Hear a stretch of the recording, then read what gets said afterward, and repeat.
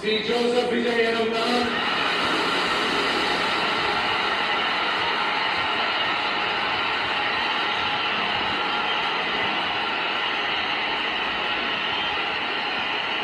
சட்டப்படி அமைக்கப்பட்ட இந்திய அரசியல் அமைப்பின்பால் உண்மையான நம்பிக்கையும் மாறா பற்றும் கொண்டிருப்பேன் என்றும் இந்திய நாட்டின்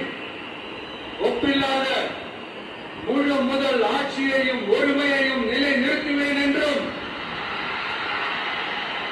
தமிழ்நாட்டு அரசின் முதலமைச்சராக உண்மையாகவும் உளச்சான்றின்படியும் என் கடமைகளை நிறைவேற்றுவேன் என்றும் அரசியல் அமைப்பிற்கும் சட்டத்திற்கும் இணங்க அச்சமும் ஒருதலை சார்பும் இன்றி விருப்பு வெறுப்பை விலக்கி பலதரப்பட்ட மக்கள் அனைவருக்கும்